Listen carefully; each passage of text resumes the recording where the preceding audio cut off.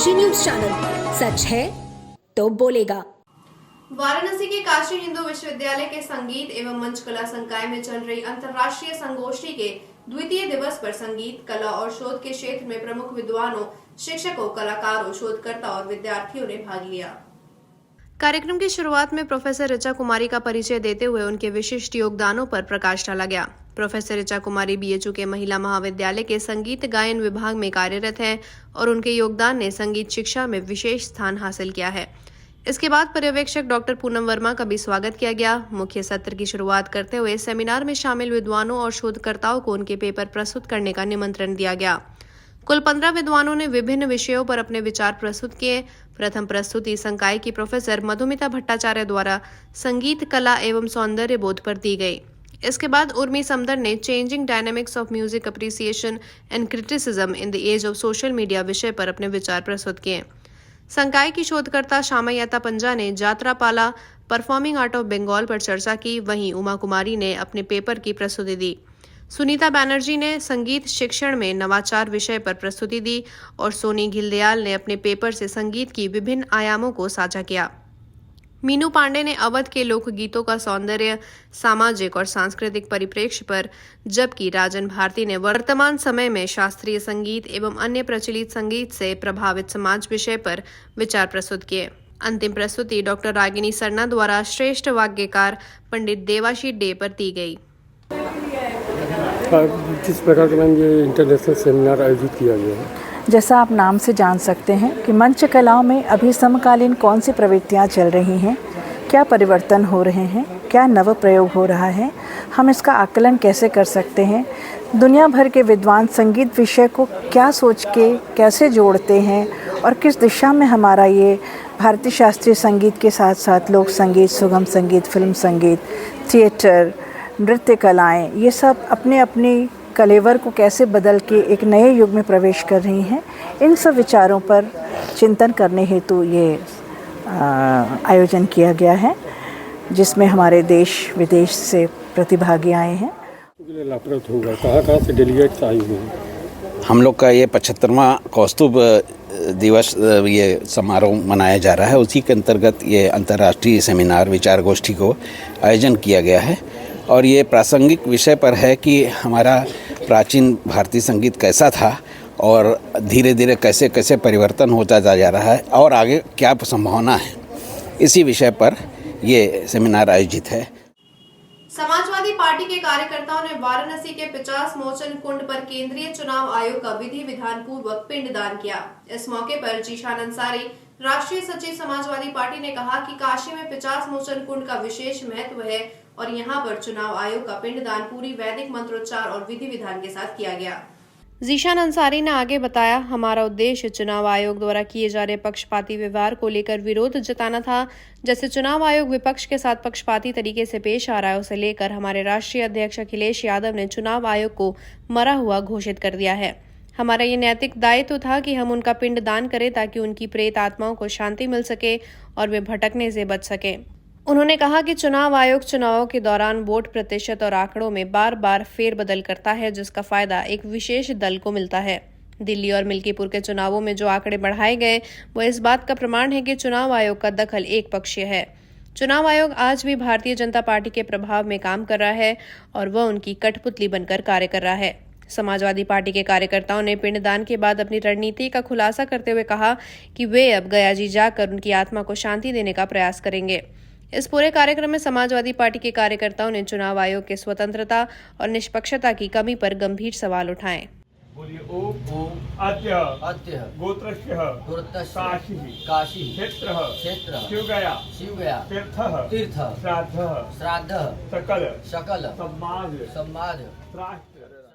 देखिए, पिंडदान जिस दिन से हमको ये सूचना मिली कि चुनाव आयोग मर चुका है, तो मैं कल रात से ही अन्न जल त्याग कर जो पूजा का एक विधिवत तरीका होता है उस तरीके को फॉलो करते हुए आज सुबह मॉर्निंग में हम लोग यहाँ पर जो बनारस का प्राचीन स्थल है कर्मकांड के लिए 50 मोचन, तो पहला स्थल यही था कि यहीं पे हम लोग आज सुबह में अपने समाजवादी पार्टी के पदाधिकारियों के साथ मिलकर पिंडदान करने का काम किया गया ताकि मरे हुए व्यक्तियों का आत्मा दर दर ना भटके। अभी ये पहली शुरुआत है, अभी आचार्य जी ने हमारा बताया कि अब इनको तो अभी शांति तो मिलेगी, क्योंकि ये प्रेत योनि में चले गए। अब इनको जो है पितृ बनाना है, तो इसलिए हम लोग बौद्ध गया भी जाएंगे, उनको विधिवत वहाँ बैठाएंगे। तो पहला शुरुआत बनारस से किया गया, अब हम लोग यहाँ से सीधा बौद्ध गया भी जाएंगे, ताकि वो दर दर भटके ना। प्रेत आत्माएं जब भटकती हैं तो इसको अच्छा नहीं माना जाता हमारे शास्त्रों में और हमारे हिंदू धर्म में, और हम लोग हिंदू धर्म को मानने वाले लोग हैं। देखिए, हमारे पिंडदान करने का उद्देश्य, जैसा कि आप लोगों ने पहले भी देखा, जब हम लोग वहाँ पूजा पाठ कर रहे थे, पिंडदान कर रहे थे, तो उसमें साफ साफ लिखा हुआ है कि हम लोग केंद्रीय चुनाव आयोग का पिंडदान किए हैं। और केंद्रीय चुनाव आयोग जिस तरीके का काम कर रहा है, जिस तरीके का पक्षपातपूर्ण रवैया केंद्रीय चुनाव आयोग का है, जिस प्रकार से विपक्ष को दबाने का, कुचलने का और उनकी बातें ना सुनने का काम केंद्रीय चुनाव आयोग कर रहा है, तो हम लोगों ने उसको मृत मान लिया है। कल समाजवादी पार्टी के राष्ट्रीय अध्यक्ष श्री अखिलेश यादव जी ने भी उनको मृत मानते हुए उनके लिए कफन 3.5 मीटर के सफ़ेद कपड़े को कफन के रूप में भेजने का काम किया है। तो जब वो मरा मान ही लिए, तो आज हम लोग का ये नैतिक कर्तव्य था कि आज हम लोग इनका पिंडदान करके, श्राद्ध करके इनकी आत्मा की शांति के लिए प्रार्थना की जाए। वाराणसी के काशी हिंदू विश्वविद्यालय के सामाजिक विज्ञान संकाय के महिला अध्ययन एवं विकास केंद्र के तत्वाधान में शुक्रवार को प्रसिद्ध संस्कृत कर्मी प्रोफेसर अवधेश प्रधान की 2 महत्वपूर्ण पुस्तकों सीता की खोज और परंपरा की पहचान पर केंद्रित संवाद का आयोजन किया गया। इस कार्यक्रम की शुरुआत अष्टभुजा शुक्ल के निबंध संग्रह मिठौआ के दूसरे संस्करण के लोकार्पण से हुई। कार्यक्रम में मुख्य वक्तव्य देते हुए अष्टभुजा शुक्ल ने कहा, सीता की खोज बहुत संप्रेक्ष शीर्षक है। आज जब सीता विस्मृत हो रही है और पुरुष वर्चस्व का दौर है, ऐसे समय में सीता की खोज करना उनके सर्जन का बड़ा उदाहरण है। ये किताब आधुनिकता बनाम परंपरा को हमारे सामने रखती है। सीता की खोज हमारे लिए परंपरा की पहचान है। कार्यक्रम का स्वागत वक्तव्य प्रोफेसर आशीष त्रिपाठी ने दिया और कहा, भारतीय समाज उपनिषद और संगीतियों का समाज है। परंपरा की पहचान किताब अवधेश प्रधान जी के जीवन और साहित्यिक बोध का समन्वय है। प्रोफेसर अवधेश प्रधान ने अपने लेखकीय वक्तव्य में कहा, सीता की खोज सांस्कृतिक पहचान के लिए बहुमूल्य सामग्री है। हमें क्लासिक साहित्य के भीतर सीता का अध्ययन करना होगा। साथ ही प्राचीन अध्यात्म और रामायण के बाद हुए परिवर्तनों पर काम करने की जरूरत है। संवाद में प्रोफेसर अर्चना शर्मा ने कहा कि प्रोफेसर अवधेश प्रधान ने अपनी किताब में इतिहास और साहित्य का सुंदर समन्वय किया है और सीता के अद्भुत चरित्र की खोज की है। पुस्तक संवाद कार्यक्रम में Vachaspati professor Dinbandhu Tiwari, professor Manoj Kumar Singh, professor D K. Ojha, professor Krishna Mohan Pandey, doctor Mahendra Prasad Kushwaha, doctor Meenakshi Jha, doctor Ravishankar Sonkar और शोधार्थियों एवं विद्यार्थियों की उपस्थिति रही। हिंदी के महत्वपूर्ण आलोचक और अध्येता प्रोफेसर अवधेश प्रधान, जो काशी हिंदू विश्वविद्यालय के हिंदी विभाग में आचार्य थे, अब अवकाश प्राप्त कर चुके हैं। इनकी 2 पुस्तकें पिछले वर्षों में प्रकाशित हुई हैं। एक पुस्तक है सीता की खोज और दूसरी पुस्तक है परंपरा की पहचान। सीता की खोज पुस्तक में प्रोफेसर अवधेश प्रधान ने संस्कृत महाकाव्यों की परंपरा, संस्कृत के आख्यानों की परंपरा से लेकर मध्यकालीन हिंदी, अवधी और दूसरी भाषाओं में जो कविताएं लिखी गई हैं, उनसे होते हुए लोक में जो सीता की उपस्थिति है, उस पर ये एक पूरी पुस्तक लिखी है। महिला अध्ययन केंद्र, सामाजिक विज्ञान संकाय, काशी हिंदू विश्वविद्यालय इस तरह की पुस्तकों पर बात करता है जो स्त्रियों पर केंद्रित हैं या स्त्रियों के संघर्षों को आगे बढ़ाती हैं। इसलिए हमने इस पुस्तक पर चर्चा का आयोजन किया, क्योंकि सीता की खोज पुस्तक के बहाने प्रोफेसर अवधेश प्रधान ने एक ऐसी स्त्री की खोज की है जो अपने समय में समाज के पुरुष नियंत्रण से संघर्ष करने की कोशिश की और संघर्ष करते हुए उसे असीम दुख अनुभव करने पड़े। उत्तर प्रदेश के बलिया जनपद के सिकंदरपुर थाना क्षेत्र के खारिद गांव में हुई डबल मर्डर की घटना ने पुलिस विभाग में हड़कंप मचा दिया है। इस मामले में प्रदेश के डीआईजी आजमगढ़ सुनील कुमार सिंह ने घोर लापरवाही सामने आने के बाद 4 पुलिसकर्मियों को सस्पेंड कर दिया है। सिकंदरपुर थाना क्षेत्र के खारिद गांव में 2 लोगों की निर्मम हत्या के मामले में पुलिस की लापरवाही को लेकर डीआईजी सुनील कुमार सिंह ने सख्त कार्रवाई की है। बीट के दरोगा, हेड कांस्टेबल और 2 कांस्टेबल को तत्काल सस्पेंड कर दिया गया है। इसके साथ ही सिकंदरपुर थाना के एसएचओ विकास पांडे के खिलाफ भी विभागीय जांच बैठाई गई है। इस मामले में अब तक कोई ठोस कार्रवाई नहीं होने और आरोपियों की गिरफ्तारी में देरी को लेकर डीआईजी ने नाराजगी जताई और सभी आरोपियों की जल्द गिरफ्तारी के निर्देश दिए हैं। मामला सामने आते ही डीआईजी सुनील कुमार सिंह घटनास्थल पर पहुंचे और परिजनों से घटना की जानकारी ली। उन्होंने बताया कि पुलिस की लापरवाही की वजह से इस डबल मर्डर मामले में निष्क्रियता दिखाई गई है। जिसके चलते सस्पेंशन की कार्रवाई की गई है। उन्होंने साफ तौर पर कहा कि ये मामला बेहद गंभीर है और इसमें किसी भी तरह की लापरवाही नहीं सहन की जाएगी। अब ये देखने वाली बात होगी कि सिकंदरपुर थाना के एसएचओ विकास पांडे पर कब कार्रवाई होती है और कितनी जल्दी आरोपियों की गिरफ्तारी की प्रक्रिया तेज होती है। आजमगढ़ जिले में मदरसा पोर्टल ऑनलाइन फीडिंग में बड़ी गड़बड़ियां सामने आई हैं। एसआईटी की जांच में 313 मदरसे मानक के अनुरूप नहीं पाए गए थे और इसके बाद एसआईटी की जांच में 219 मदरसे मानक के विपरीत पाए गए। इन मदरसों में कई गड़बड़ियां सामने आई हैं, जिसके बाद एसआईटी ने मामले में मुकदमा दर्ज करने का निर्देश दिया है।